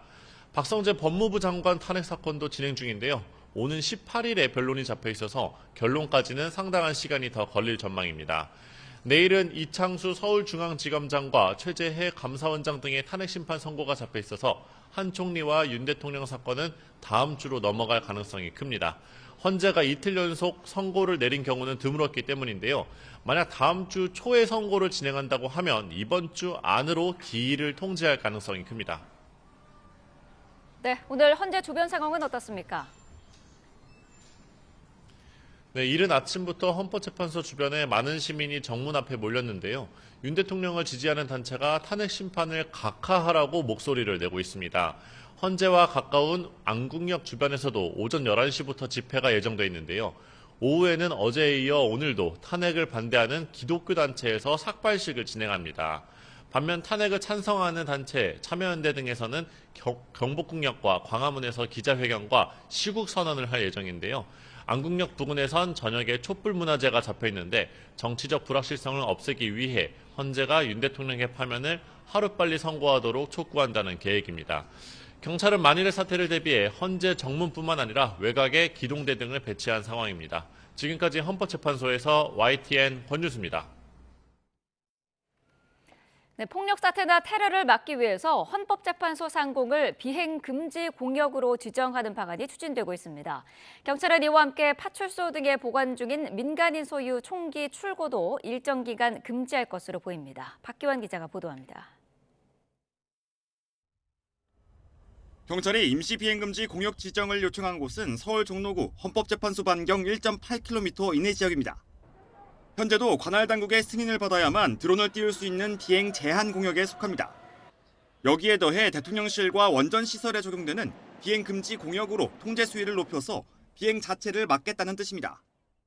경찰은 탄핵 심판을 전후로 드론을 활용한 각종 위험에 대비한 조치라고 이유를 밝혔습니다. 그럼에도 이 지역에서 불법 비행을 시도한다면 관련 법에 따라 최고 500만 원의 벌금형을 받을 수 있습니다. 경찰은 또 전국 경찰서에서 보관하고 있는 유해 야생동물 포획용 총기의 출고를 금지하는 방안도 추진합니다. 지난 2017년 박근혜 전 대통령 탄핵 선고 당시에도 전국 경찰서에 총기 출고 금지령이 내려진 바 있습니다. 국내에서 민간이 허가를 받고 보유한 총기는 지난해 기준으로 모두 10만 6천여 정에 달합니다. 경찰은 헌법재판관을 겨냥한 위협 등 테러 가능성을 확인하는 동시에 안전 강화 방안 등을 검토하는 것으로 알려졌습니다. YTN 박견입니다. 석방된 윤석열 대통령의 신변을 위협하는 글이 인터넷에 잇따라 올라와 경찰이 내사에 착수했습니다. 서울경찰청 사이버수사대는 윤 대통령을 암살하겠다는 의미를 담은 협박 게시물들에 대해 입건전 조사하고 있다고 밝혔습니다. 지난 7일 X에는 법원의 윤 대통령 구속 취소 결정과 관련해 대통령의 신변을 위협하는 내용의 글이 올라와 경찰에 신고가 접수됐으며 비슷한 내용의 또 다른 게시물들에 대한 신고도 다수 있었던 것으로 전해졌습니다. 윤석열 대통령은 석방 이튿날 여당 지도부와 만난 자리에서 국민과 나라만 생각하겠다고 말한 걸로 알려졌습니다. 여권에서는 탄핵 선고를 앞둔 대통령의 말이나 행동이 주목받는 이른바 관저 정치를 둘러싼 우려도 적지 않습니다. 김다현 기자입니다. 지난 9일 윤 대통령은 여당 지도부를 만난 자리에서 국민만 생각하겠다고 말한 거로 파악됐습니다. 대통령이 당 지도부에게 고마움을 표현한 게 다였다는 하루 전 설명보다는 더 정치적 해석의 여지가 크다는 분석입니다. 나는 괜찮다. 오로지 국민과 나라만 생각하겠다고 하면서 아주 의연한 모습을 보여주셨습니다. 당 지도부가 대통령을 더 강하게 지켜야 한다는 강성 지지층의 목소리를 의식한 거로도 풀이되는데 대통령 메시지가 당을 통해 전원으로 공개된다는 점에서 사실상 관저 정치 아니냐는 비판도 제기됩니다. 여권 내에선 윤 대통령이 석방만 됐을 뿐이지 여전히 직무정지 상태고 탄핵 선고를 앞뒀다는 사실을 잊어선 안 된다는 우려의 목소리도 적지 않습니다. 특히 여권 인사들이 앞다퉈 대통령을 찾아가며 괜한 오해를 사는 건 자제하자는 취지입니다. 우선 여러 억측을 날 수 있는 그런 정치적인 행위는 좀 절제하는 게 낫지 않겠나 생각을 합니다. 지금 뭐 무슨 무죄 판결이 난 거 아니잖아요. 자중하고 근신하고 이런 모습을 보여주는 게 좋고. 국민의힘은 국민만 생각하겠다는 건 한 나라의 대통령이 충분히 할 수 있는 말 아니냐며 확대 해석을 경계하는 기류입니다. 일단 당 지도부는 탄핵 선고 전까지 전략적 모호함을 유지할 거로 보이는데 강성 지지층을 겨냥한 의원들 개별 활동의 수위가 여론의 변수가 될 수 있다는 분석도 나옵니다. YTN 김다현입니다. 대통령실은 윤석열 대통령이 관저에서 변호인과 산책하는 모습을 촬영한 언론 사진 보도에 대해 강한 유감을 표명했습니다. 대통령실은 대변인실 공지를 통해 관저 일대는 현직 대통령이자 국가 원수가 거주하는 군사시설 보호구역이며 국가안보와 직결되는 보안시설이라며 어떤 형태의 사진과 영상 보도가 불가하다고 거듭 강조했습니다. 또 관저 일대를 허가 없이 무단으로 촬영하는 행위는 군사기지 및 군사시설 보호법에 따라 처벌받을 수 있으며 국가안보체계를 위협하는 위법한 행동이라고 밝혔습니다. 네, 검찰이 자신의 수사 기록을 헌법재판소에 보낸 것에 반발해 김용현 전 국방부 장관 측이 집행정지를 신청했지만 항고심에서도 받아들여지지 않았습니다. 서울고등법원은 어제 김 전 장관이 서울중앙지검장을 상대로 낸 집행정지 신청에서 원심과 같은 각하 결정을 내렸습니다. 수사 기록 송부를 항고소송의 대상으로 볼 수 없다는 1심의 판단을 유지한 겁니다. 이에 대해 김 전 장관 측은 즉시 재항고를 제기해 대법원의 판단까지 받겠다고 밝혔습니다. 네, 비상계엄 당시 윤승영 경찰청 국가수사본부 수사기획조정관이 국군 방첩사령부의 체포조 지원 요청 관련 보고를 승인한 것으로 나타났습니다. 더불어민주당 김용민 의원실이 확보한 윤 조정관과 목현태 전 국회 경비대장의 공소장에 따르면 윤 조정관은 지난해 12월 4일 0시 23분쯤 이현일 수사기획계장이 방첩사에서 추가로 요청한 인원에 대해 영등포서를 통해 명단을 확보 중이라고 보고하자 오케이라고 답했습니다. 또 전창은 수사기획 담당관이 방첩사가 요청한 경찰 인력 100명은 서울청에서 명단이 가능할 것 같다고 보고했고 윤 조정관이 이를 승인한 걸로 나타났습니다.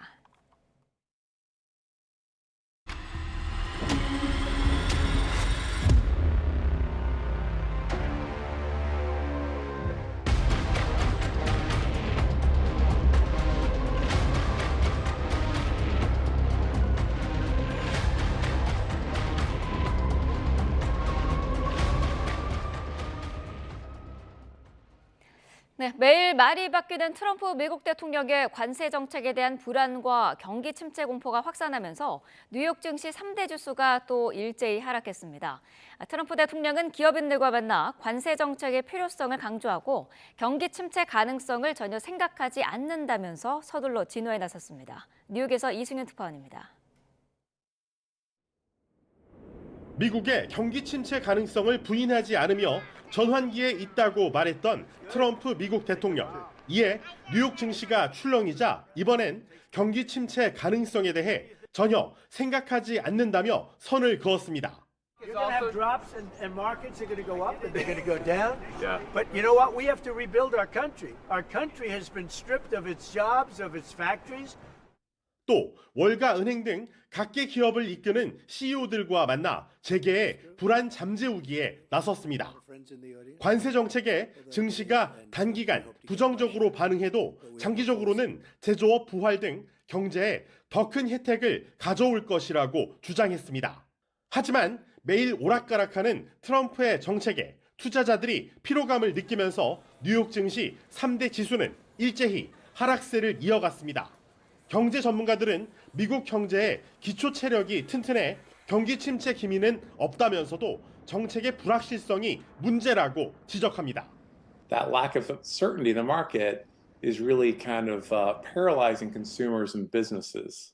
실제로 지난 1월 미국의 구인 건수는 774만 건으로 전월보다 24만 건 늘며 예상치를 웃돌 정도로 미국의 고용은 탄탄한 상태. 경제 전문가들은 경기 침체 공포가 확산하는 가운데 트럼프 대통령이 정책의 불확실성을 줄이는 노력을 좀 더 기울일 필요가 있다고 조언하고 있습니다. 뉴욕에서 YTN 이승윤입니다. 네, 경기 침체 공포에 트럼프 미국 대통령이 진화에 나서면서 뉴욕 유가가 소폭 상승했습니다. 뉴욕 상업거래소에서 그늘물인 4월 인도분 서부 텍사스산 원유는 전장보다 0.33% 오른 배럴당 66.25달러에 거래를 마감했습니다. 국제시장 비교 대상인 브렌트유 5월 인도분은 전장보다 0.4% 상승한 배럴당 69.56달러에 마무리됐습니다. 전해드린 것처럼 어제 폭락에 이어 오늘도 뉴욕 증시가 하락 마감했습니다. 미국 경기 침체 공포, 이른바 아래 공포가 증시를 덮친 건데요. 우리 경제에는 어떤 영향을 미칠지 주목됩니다. 미국 경기 침체 우려가 나오는 이유부터 살펴보면 우선 트럼프발 오락가락 관세 정책 때문입니다. 협상 도구로 삼아 일으킨 관세 전쟁이 오히려 부메랑이 되어 미국 경제에 타격을 줄 것이라는 전망이 우세한 상황인데요. 여기에 경제 지표도 서서히 경기 침체를 가리키고 있습니다. 미국 물가 상승률이 7개월 만에 다시 최고치로 뛰었고 고용 건수가 줄면서 실업률도 오르고 있는 상황인데요. 관세 정책 불확실성까지 더해지며 기업의 투자와 고용이 더욱 위축되고 있다는 지적이 나오고 있습니다. 문제는 미국의 경기 침체가 현실화하면 대미 수출 비중이 큰 우리 경제도 타격이 불가피하다는 겁니다. 미국의 소비와 투자가 위축되면 미국 시장에 상품을 내다 파는 우리 수출에도 악영향을 주게 되고요. 관세 부과로 우리 제품 가격까지 비싸지면 타격은 더 클 수밖에 없겠죠. 당장 오늘부터 철강과 알루미늄에 25%의 관세가 부과되는데 이어서 다음 달 2일부터는 우리의 주력 상품인 반도체와 자동차에도 관세가 예고돼 있습니다. 우리 경제 안 그래도 안팎의 불확실성 탓에 발목을 잡힌 상황이죠. 국내 정치 상황도 불안한데 환율까지 너를 뛰면서 기업 투자와 외국 자본 유입이 정체되고 있습니다. 자, 어제 김포공항 환전소의 모습인데요. 자, 미국 경기 우려로 달러 선호도가 낮아지면서 엔화나 유로화는 상대적으로 강세를 보이는데 유독 우리 원화만 외면받는 실정입니다.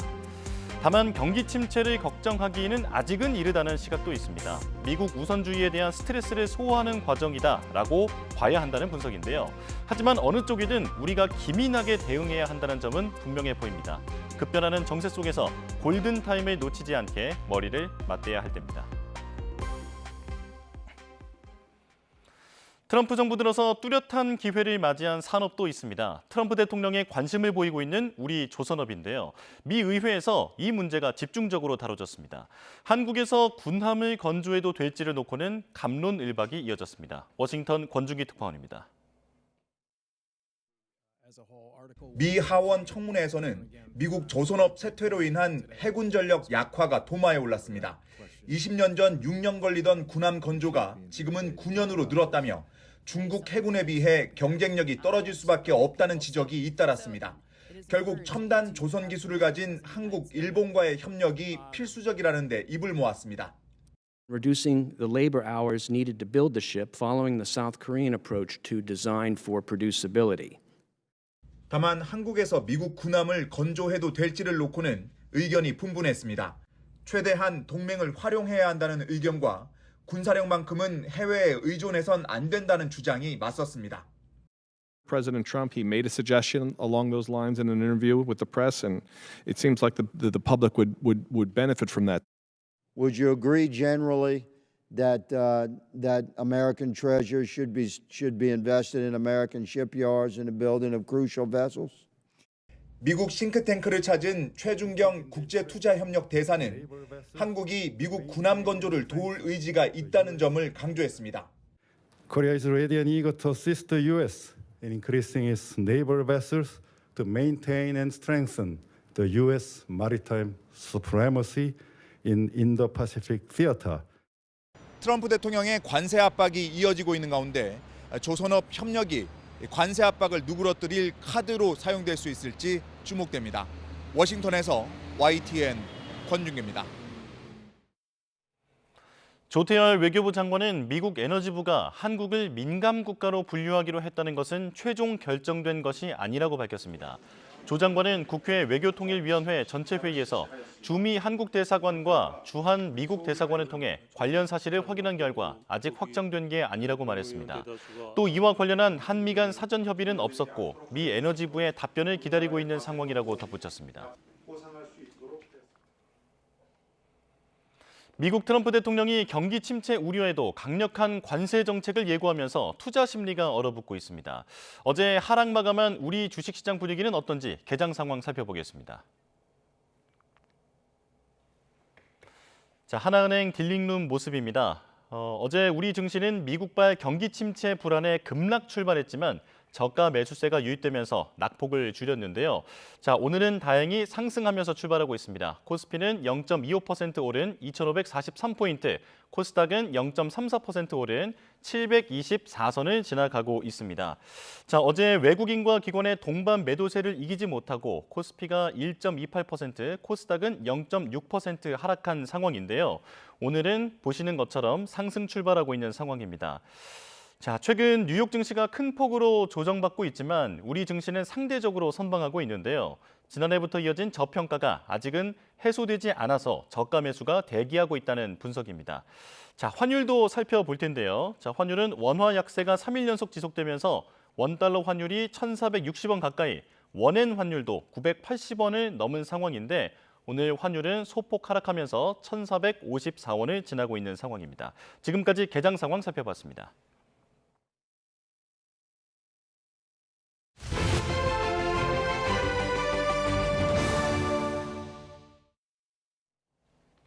헌법재판소가 내일 감사원장과 검사 3인에 대한 탄핵 심판 선고를 내립니다.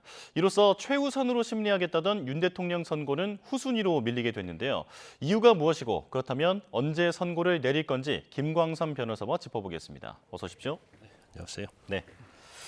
자, 윤 대통령 탄핵 선고를 최우선으로 하겠다던 헌재 방침이 좀 바뀐 것 같습니다. 어떤 이유라고 추측하십니까? 뭐 여러 가지 이유가 있겠죠. 근데 이제 한 가지 분명한 것은 윤 대통령에 대한 탄핵 선고 자체가 사실 이제 내부적으로 어떤 쟁점 정리랄지 여러 가지 조율이 이렇게 시간이 좀 많이 걸리고 있다 이렇게 볼 수 있어요. 그래서 이게 어느 한쪽 방향으로 가는 게 아니고 상당히 내부에 어떤 소수 의견, 다수 의견이 굉장히 좀 대립을 하고 있지 않나 싶습니다. 그래서 어떤 증거에 대한 어떤 판단이랄지 아니면 이제 탄핵 인유에 대한 결정이랄지 이런 부분에 대해서는 상당히 많은 이견이 아마 지금 표출하고 있지 않는가 그런 생각이 들어요. 그래서 아마 그런 것들이 좀 그렇게 대립적이지 아니하고 정리가 쉬웠다고 한다면 아마 이번 주 내에 선고했을 가능성이 컸을 겁니다. 그런데 일단 뭐 헌재에서는 대통령에 대한 탄핵 심판을 최우선 심리하겠다고 했잖아요. 예. 근데 결과적으로 이제 말을 바꾼 경우가 됐거든요.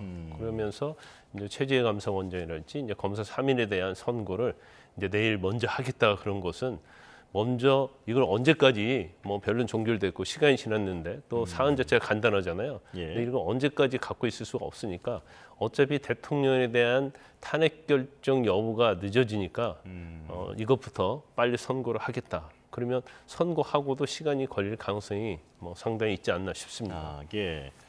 자, 그런데 한덕수 총리의 탄핵 심판도 그 한덕수 총리가 자신의 선고를 먼저 내려달라고 요청까지 했었는데 지금 취재 감사원장 그리고 검사 3인에 대한 선고 결과가 먼저 나오게 됐습니다. 자, 헌재는 한 총리의 요구를 왜 받아들이지 않았을까요? 원칙적으로 따지면 한덕수 총리에 대한 선고는 뭐 대통령 선고보다는 좀 일찍 하는 게 사실은 맞는 것 같아요. 예. 이제 그런데 일단 쟁점 자체가 일부 겹치는 측면이 있습니다. 특히 이제 국무위원 회의와 관련해서는 이제 대통령과 직간접적으로 겹쳤다고 볼 수 있고, 그다음에 한덕수 총리에 대해서 탄핵 심판 여부, 인용이랄지 기각 결정을 하면 거기에 이제 의견을 달게 돼 있잖아요.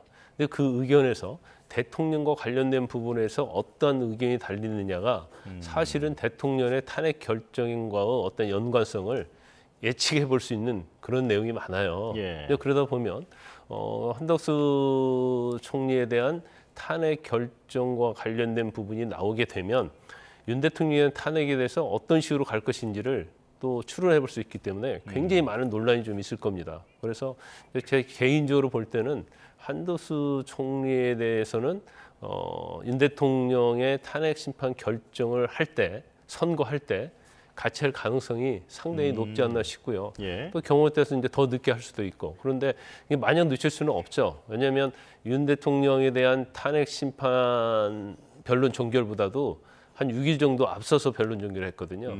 그럼 이제 순서적인 측면도 그렇고, 그다음에 이제 내용 자체도 그렇게 복잡하지 않습니다. 그래서 뭐 제가 볼 때는 지금 헌재에서는 선고 일자와 관련해서 굉장히 많이 고민을 하고 있다. 저는 그렇게 봅니다. 예. 자, 그렇다면 유력하게 거론됐던 게 한 14일 정도였는데 여기에서 얼마나 더 늦춰질 거라고 보십니까? 근데 뭐 사실은 뭐 오늘 금요일 날 선고하겠다. 네. 이렇게 할 수도 있어요. 그런데 일단은 뭐 그렇게 하기에는 굉장히 가능성이 좀 많이 희박해지고 있지 않나 싶습니다. 네. 그러면 아직 지금 일단은 뭐 감사원장하고 검사들에 대한 탄핵 결정만 일단 탄핵 여부 결정만 하겠다는 거기 때문에 그러면 적어도 다음 주까지는 갈 가능성이 크다. 예. 그런데 이제 다음 주가 되면 사실은 다음 주 금요일이 21일이잖아요. 그러면 21일 이전에 선고할 것인지 아니면 또 그 다음 주까지 미뤄질 것인지 예. 이제 그런 부분이 남아 있는 것 같습니다. 예. 자, 윤 대통령이 만약에 14일에 이 결과가 나오게 되면 90일 만에 결과가 나오게 되는 건데 금요일을 넘기게 되면 역대 최장 기록을 또 네. 세우게 되는 상황입니다. 자, 아무리 늦어진다 하더라도 문형배, 이미선 두 재판관의 퇴임이 있다 보니까 3월 안에는 결정을 낼 것이다라는 전망이 우세한데 어떻게 보십니까? 저는 뭐 개인적으로 볼 때는 3월 안에 결론을 낼 거라고 봐요. 그래서 네. 이번 주가 안 된다고 하면 이제 다음 주에는 뭐 선고를 할 거라고 저는 그렇게 봅니다. 그래서 특히 이제 문영배 이미선 재판관의 임기가 4월 18일이잖아요. 그러면 사실 임기 퇴임 직전까지는 또 이 사건을 끌고 가기는 어려울 거예요. 그러면 적어도 이제 3월 말 이전에는 늦어도 선고할 가능성이 크다 이렇게 봅니다. 예. 자, 그런데 이런 선고 날짜는 보통 어떻게 통보가 되는 겁니까? 일반적으로 이제 문자로 통보한다고 이렇게 알려져 있죠. 예. 그런데 원칙적으로 이제 선고 자체는 뭐 특히 변호인이 됐건 국회 측에 서면으로 통보하는 게 맞겠죠. 그런데 2, 3일 전에 이제 통보할 때는 어떤 방식이든지 선고 일자를 알려주기 때문에 제가 볼 때는 뭐 그 이전과 같이 문자로 선고일을 통보할 가능성이 크다 이렇게 봅니다. 예. 자, 그리고 조금 전에 이 헌재 고심이 길어지는 이유로 어떤 이견이 있는 것 아니냐라고 추측을 해주셨는데 지금 재판관들끼리 다툴 만한 쟁점이 뭐가 있다고 보십니까? 일단 쟁점 자체는요. 뭐 저희가 이제까지 수없이 얘기해온 것처럼 일단 이제 헌법과 법률 위반이냐는 거죠. 예. 거기에는 일단 첫째로 이제 절차상의 어떤 국무회의를 제대로 거쳤느냐. 그다음에 실질적으로 이게 전시 4빈 2에 준하는 비상사태에 맞느냐. 실질적 요건. 그리고 이제 국회에 계엄군이 진입한 것 자체, 또 네. 선관위에도 계엄군이 진입한 것 자체가 이제 국헌 문란이 아니냐.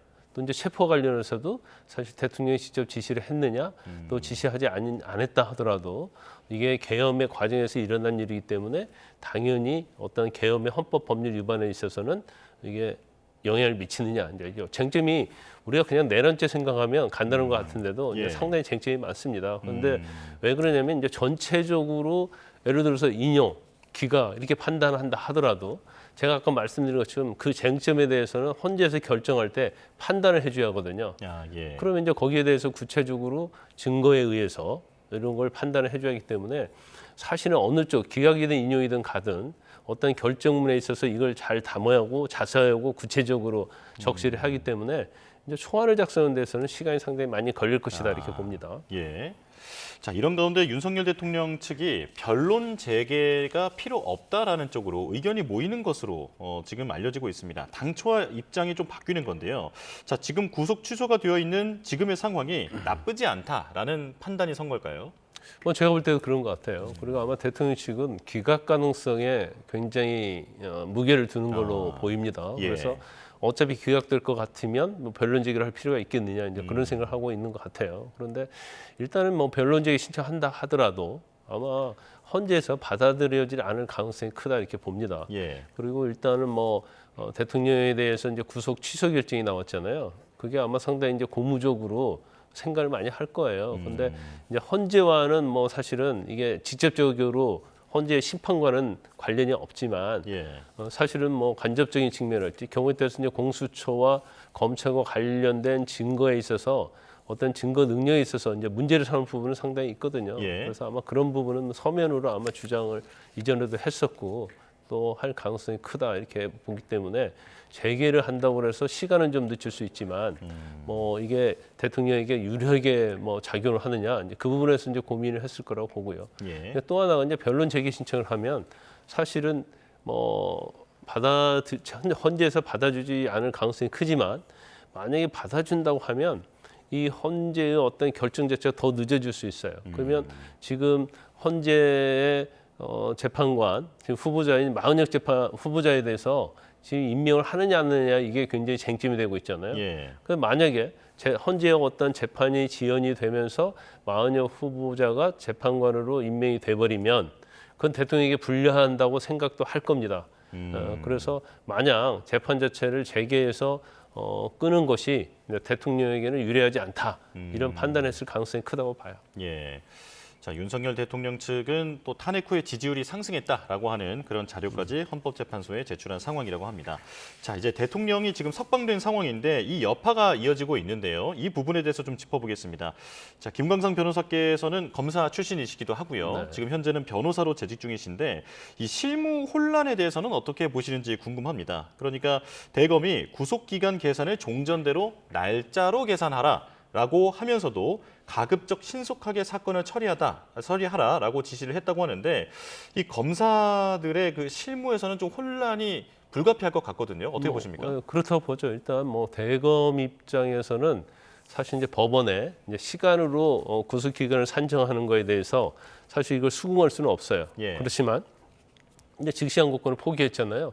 그러면 우리가 그냥 객관 입장에서 보면 아니 직시항고권을 포기하면서 포기한다는 것은 법원이 시간으로 계산하는 걸 인정한다는 거 아니냐.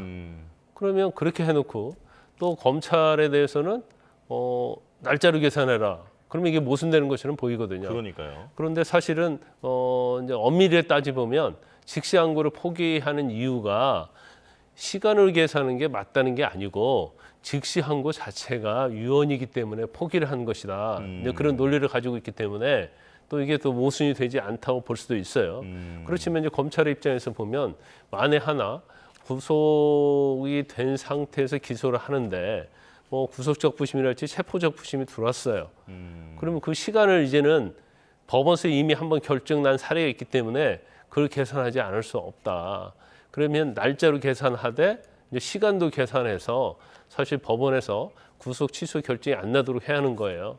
그러면 지금 대검에서는 날짜로 계산하라고 했지만 신속히 기소해라 이 이야기 자체는 경우에 따라서는 또 시간을 계산하는 것이 일반적인 것이 될 수 있거든요. 법원에. 예. 그래서 이제 그런 걸 염두에 두고 날짜 계산할 때는 신속히 기소를 해라. 이렇게 절충적인 그런 태도를 보이고 있지 않나 싶습니다. 예. 자, 지금 들어온 소식 먼저 전해드리겠습니다. 초등학교에서 흉기를 휘둘러 8살 고 김하늘 양을 살해한 혐의를 받는 가해교사 48살 명재환의 신상 정보가 공개됐습니다. 대전경찰청은 오늘 오전 9시 명 씨의 사진과 이름, 나이 등 신상 정보를 누리집을 통해 공개했습니다. 신상 정보 공개는 전날 진행된 심의위원회에서 결정됐으며 피의자가 이의가 없다는 의사를 표시함에 따라 이루어졌습니다. 검찰은 명 씨에 대한 조사를 마친 뒤에 사건을 오늘 검찰로 넘겼습니다. 명 씨는 하늘 양을 왜 죽였는지를 묻는 취재진의 질문에 아무런 답을 하지 않았습니다. 명 씨는 지난달 10일 오후 대전의 한 초등학교에서 돌봄 교실 수업을 마치고 학교를 나서던 김하늘 양을 유인해 흉기로 살해한 혐의로 구속됐습니다. 자, 지금 가해 교사의 신상이 공개됐습니다. 48살 명재환 신상 정보가 공개됐다는 소식 전해드리겠습니다. 자, 김광선 변호사와 이야기 조금 더 나눠보겠습니다. 자, 마지막으로 좀 짧게 여쭤봐야 할 것 같은데요. 자, 즉시 항고에 대해서 언급을 해주셨는데 즉시 항고를 포기하면 보통 항고도 못하는 거냐? 지금 이 부분에 대해서도 법리적 해석이 좀 엇갈리는 것 같습니다. 어떻게 보십니까? 일반적으로 지금 견해가 좀 나눠지고 있어요. 예. 항고에는 즉시 항고와 보통 항고가 있는데 즉시 항고는 언제나 할 수 있는 건 아니고요. 법에 규정이 있을 때 할 수 있도록 돼 있습니다. 그래서 즉시 항고 규정이 있으면 즉시 항고를 포기했을 때는 그냥 일반적인 법원의 결정에 항고할 수 있는 보통 항고는 할 수 없는 게 아니냐. 예. 왜냐하면 보통 항고까지 할 수 있다고 한다면 즉시 항고 규정을 따로 둘 필요 없다는 거죠. 그래서 지금 뭐 법조계에서도 즉시 항고를 포기하면 일반적으로 보통 항고로 불복할 수 있다. 이제 그런 견해가 있고요. 예. 그다음에 즉시 항고 규정이 있으면 그걸 행사하지 않았다고 하면 보통 항구도 할 수 없다 이런 견해가 있어요. 근데 저는 이제 개인적으로 볼 때는 즉시 항구를 하도록 하는 것은 이제 특별 규정이 있는 거거든요. 예. 그렇다고 하면 그 법 규정 자체가 취지는 즉시 항구를 하지 않으면 보통 항구도 하지 못하는 그런 뭐 취지가 아닐까 싶습니다. 그래서 예.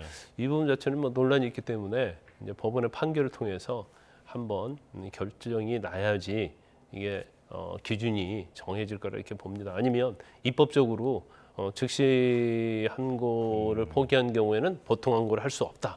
이런 주의 좀 명문 규정이 좀 있어야 할 것 같아요. 예. 자, 탄핵과 계엄 수사 관련해서 법적인 해설을 들어봤습니다. 김광삼 변호사와 함께했습니다. 고맙습니다.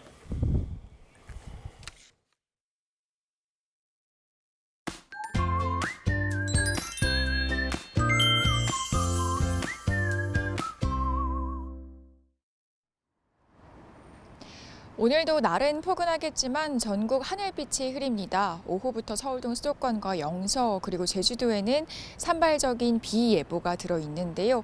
나오실 때는 작은 우산과 함께 미세먼지용 마스크도 챙겨주셔야겠습니다. 지금도 내륙 대부분 지역에서 공기가 탁한 가운데 늦은 오후부터 밤부터는 스모그에 이어서 황사까지 함께 유입이 되겠는데요. 오늘과 내일 전국적으로 대기질이 크게 악화할 것으로 보입니다. 지난주부터 대기 중에는 오염물질이 쌓여만 가고 있습니다. 지금도 인천과 경기, 충청, 전북과 경북에서 대기질이 나쁨 수준인데요. 지금은 잠시 대기질 보통 수준을 회복한 서울에서도 온화한 날씨에 대기가 정체하면서 다시 초미세먼지가 쌓일 수 있겠고요. 늦은 오후나 밤부터는 경기 서해안을 시작으로 중국발 스모그와 황사가 함께 유입되겠습니다. 이에 밤부터 수도권에서는 입자가 큰 미세먼지 농도까지 짙어질 것으로 보입니다. 오늘 전국 하늘이 흐린 가운데 오후부터 수도권과 영서, 제주도에는 산발적인 비가 오겠습니다. 양은 1에서 5mm로 많지 않겠고요. 이 충청과 호남에도 빗방울이 떨어질 수 있겠습니다. 이 비의 양이 많지 않아서 먼지를 해소하지 못하겠고요. 기온도 크게 떨어지지는 않겠습니다. 오늘 서울 낮 기온이 11도, 광주 15도, 대구 18도로 어제보다는 다소 낮겠지만 여전히 예년 수준을 웃돌겠습니다. 내일부터 주말까지는 다시 서울 한낮 기온이 15도 안팎으로 포근한 날씨가 이어지겠습니다. 다만 황사의 영향으로 내일은 전국에서 대기질이 나쁨에서 매우 나쁨 수준 예상됩니다. 오늘 늦은 오후부터 서해안을 시작으로 스모그와 황사가 몰려오는 가운데 오후부터 저녁 사이 서해안 지역에서는 안개도 짙게 끼겠습니다. 이 먼지와 안개가 뒤엉켜서 시야가 무척 흐릴 수 있겠는데요.